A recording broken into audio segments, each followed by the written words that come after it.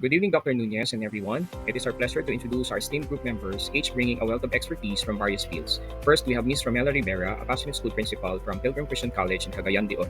With her commitment to quality education and student success, she continues to inspire and lead her institution towards greater achievements. Next is Ms. Joana Araracap, the Chief Radiologic Technologies at PCC MaxiCare, Robinson's Office Branch. With her expertise in medical imaging, she ensures the highest standards of healthcare service and patient care. We are also joined by Dr. Solomon Blay, a dedicated dental professional from Marisa Virgin's Dental Office in Tagaytay City. His commitment to providing excellent dental care contributes to the well-being of his community. And the last is yours truly, Hubert Abuan, an educator and administrator from the Apex Schools of the National Teachers College under the merger of iPeople of the Yochenko Group of Companies and the AC Education of the Ayala Group of Companies. I'm committed in pursuing academic excellence and leadership. Together, we bring diverse perspectives and experiences, united by our shared passion for excellence and service. We look forward to an engaging and insightful discussion with you. Thank you. Today, we will explore a highly relevant and dynamic subject in the world of business, mergers and consolidations. These corporate strategies are integral to understanding the way companies grow, adopt, and compete in an increasingly globalized and competitive market. While mergers and consolidations are often used interchangeably, they have distinct meanings and implications. Over the next few minutes, we will break down these concepts, their differences, and why they are crucial to the current business environment. Magsimula tayo sa malinaw na pagkakaiba sa pagitan ng pagsasama, merger, at pagsasama-sama, consolidation. A merger happens when two or more companies combine to form a single entity.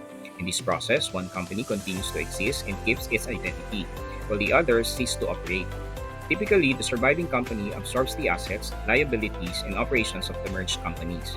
There are different types of mergers: horizontal mergers, which is between direct competitors; vertical mergers, between companies at different stages of the supply chain; conglomerate mergers, between companies in unrelated industries.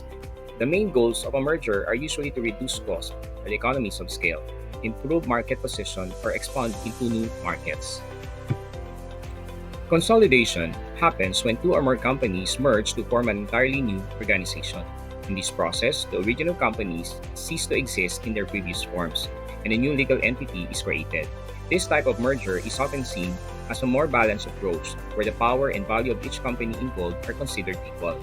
It commonly occurs in industries where businesses need to combine resources to survive, such as during financial crisis or regulatory challenges. Ang mergers at consolidations ay nagiging mas mahalaga sa kalakaran ng negosyo sa Pilipinas dahil sa ilang kadahilanan, lalo na sa larangan ng dynamics ng local economy, industries at market trends. Habang patuloy na umuunlad ang bansa sa mabilis na nagbabagong global economy, ang mga strategies na ito ay nagiging mahalaga sa kung paano nagnanavigate ang mga company sa mga hamon, nagdadala ng paglago at pananatiling competitive. Importance of the topic in the current business environment. Number 1, industry consolidation in key sectors. In the Philippines, certain industries have seen rapid consolidation in response to evolving market forces. Sectors such as telecommunications, banking and finance, and retail have witnessed increased merger and consolidation activities. A prime example is the merger of the telecommunication giants PLDT and Smart, with Globe Telecom's acquisition of a significant market share through consolidation efforts. These mergers aim to streamline operations, expand customer bases, and strengthen competitive positioning amid the fast-paced digital transformation. The banking sector has also seen numerous mergers, with local banks consolidating to build stronger financial institutions that can compete with global players and cope with the challenges posed by regulatory changes and the rise of digital banking.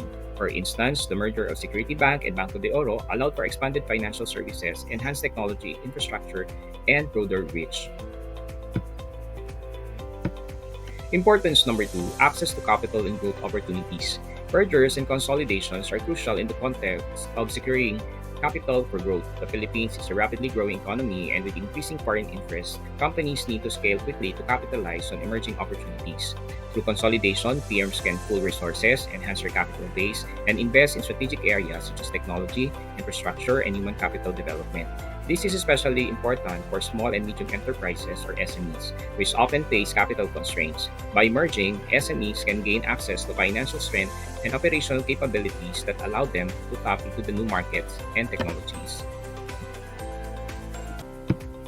Third importance, the digital transformation and technological advancements. The rise of digital technology, especially in sectors like e-commerce, financial technology, and digital services, has forced companies in the Philippines to rethink their strategies.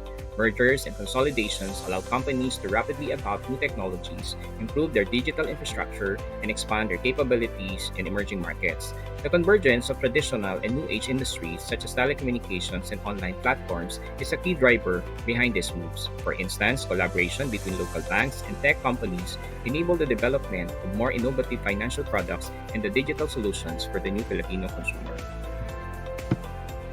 Number 4, importance: competitive pressures and globalization.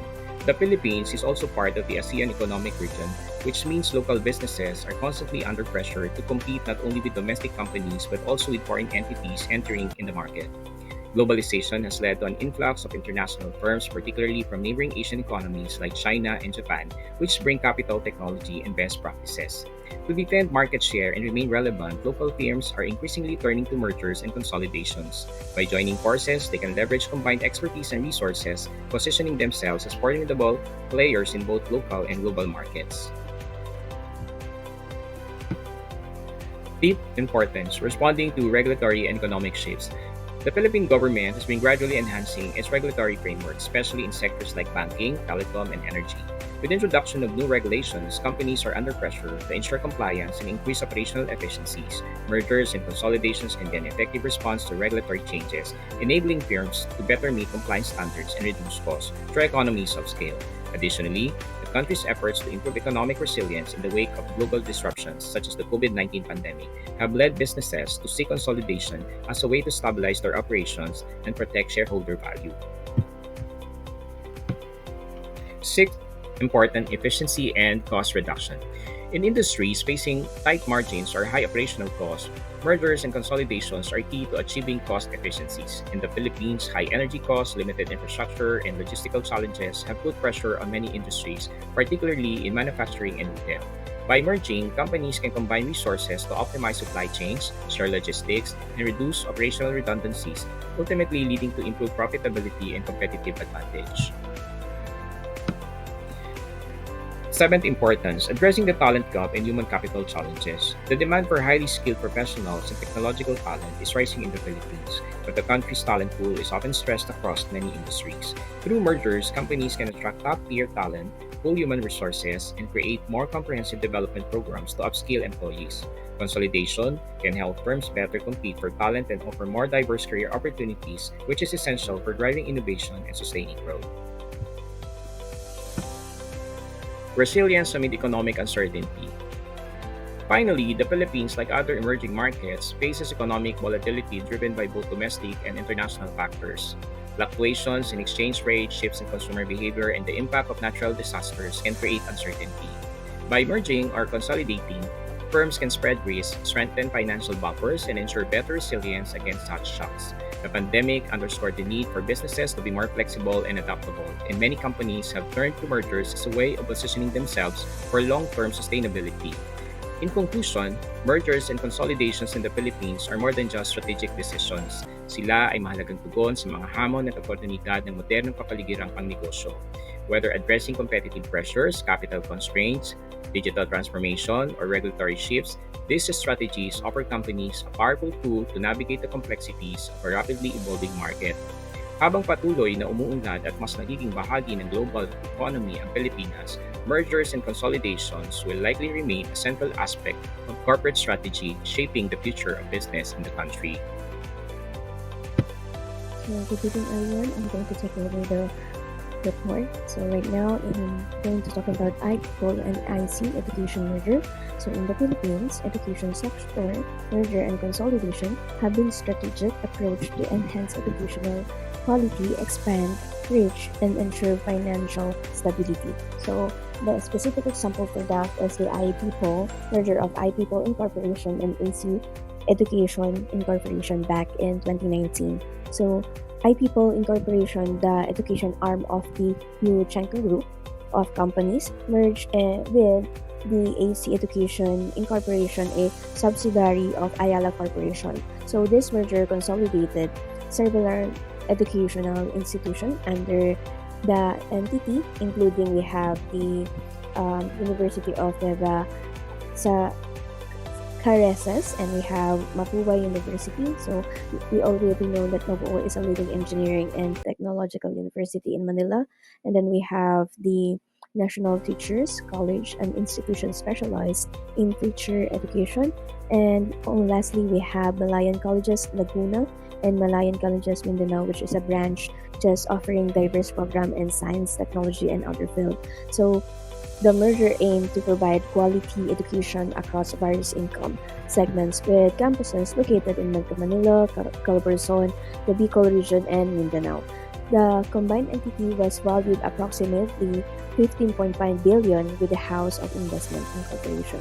So the iPeople parent company then holding a 51.3 percent stake and Ayala Corporation owning 33.5%. The merger in 2019, iPeople Incorporation, the Yuchento Group merged with AC Education, Ayala Corporation, bringing together prominent educational institutions like Mahua, Malayan Colleges, and Apex School. This was one of the biggest consolidation in the private education sector. So there's always an impact about it. So the impact on the education sector, one is the improved education quality. So it is a combined expertise to lead to enhanced curricula, digital learning, innovation, and better facilities. Then we have wider student access. The merger expanded educational opportunities, especially for middle income and lower income students. Then lastly, challenges in integration, difference in institutional culture, and aligning academic programs were hurdles in the transition. So we have that this merger demonstrated how M&A in education can lead to better learning environment but requires careful implementation to align diverse educational approaches. Healthcare mergers and consolidation in the Philippines. So in the Philippines, healthcare industries has seen major mergers and acquisition M&A as the company consolidate to improve services and expand their market reach. So there's are three forefront on this trend for the healthcare field. So we have Metro Pacific Health, which is the MPHHI. This is the largest private hospital network in the country, owning 24 hospitals, 31 outpatient centers, and cancer treatment facilities. So its recent valuation reached up to $3.2 billion following stake sales by foreign investors like KKR and GIC. And next is we have the Ayala Healthcare Holdings, the AC Health, the subsidiary Ayala Corporation, is expanding its healthcare ecosystem through acquisition like Polymed, hospitals, IE Medica Pharmaceuticals, distribution. To fund further expansion, it is exploring a minority stake sale value at up to $500 million. And then now the third one is the Maxicare Health Corporation as a leading health maintenance organization, which is the HMO in the Philippines, has pursued strategic investment and partnership to enhance healthcare accessibility and affordability. Maxicare has strengthened its market position through strategic investment partnership, including JE Holding Stake Acquisition 2022. JE Holding Investments arm of the Gokangwei Group acquired a 42.31% stake in the Maxicare, joining Epicom as a major shareholder.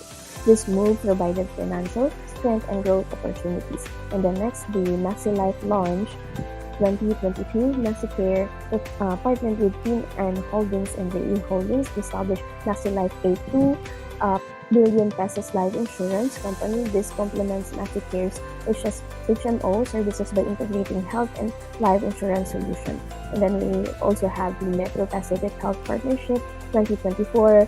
Maxicare collaborated with Metro Pacific Health, granting its member access to an expanded network of premier hospital and healthcare facilities. This partnership aims to enhance services, quality, and affordability for Filipinos. The next one, we have to discuss the impact of and future of healthcare merger. So now we have to talk about first the positive impact. So the positive impacts, number one, it impacts the patient. So for patient, it increases access to hospital clinics, specialized care, and then potential lower healthcare costs due to economies of scale, and also improve services quality through integration and digital health innovation. Then next one, we have the healthcare companies for the healthcare companies. So the stronger financial backing from the investors and the larger network. Expansion into a new service. Example of that is the life insurance, the digital health, etc. Then it is about to improve operational efficiency through resources and sharing and standardization. Then also, if there's also a positive feedback, there's always a challenge and risk. So for the challenge and risk, we have the first one, regulatory compliance, which is merger required government approval and strict compliance with healthcare laws. And then next one, we have the service standardization, which is this is consolidation must ensure a consistent quality of care across different facilities.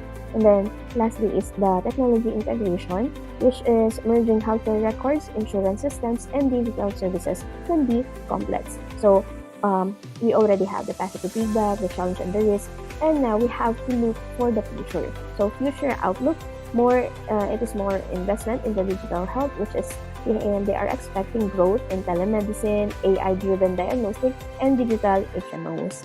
Then lastly is stronger HMOs, hospital network, which is a collaboration like MaxiCare and Metro Pacific Health will set the trend for wider healthcare access. So thank you. The healthcare industry in the Philippines has been evolving rapidly with increasing demand and innovative access healthcare solutions. So I already told earlier that way back 2022, Gokongwei Group through JE Holdings acquired 42.31 stake in MaxiCare Healthcare Corporation, forming a strategic partnership with the Equicom Group. So this case study explains and examines the motivation and benefits, potential challenges of this acquisition. So there's a potential future consolidation or merger if the JE Holding eventually acquires the 100% of MaxiCare and integrates it into group. This could lead to a merger. And then if MaxiCare and another HMO like Medicard, Philcare combine form a new company, that could be a consolidation. So it is just a potential future lang. So we have the MaxiCare and Gokongwei Group Strategic Healthcare Alliance.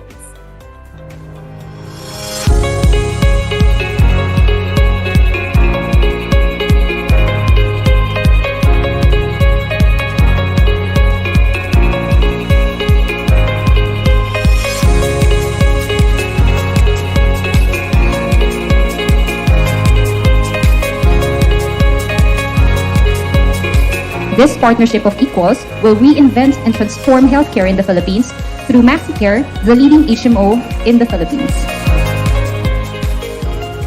With me here are Mr. Antonio Go, Chairman of the Equicom Group, Mr. Lance Gokongwei, Chairman and President of JE Holdings, Mr. Rene Buenaventura, Vice Chairman of the Equicom Group. They will be conducting the official signing to be witnessed by Mr. Sean Argos, the President and CEO of MaxiCare Healthcare Corporation, and Mr. Roberto Macasaet Jr., Chairman of MaxiCare Healthcare Corporation.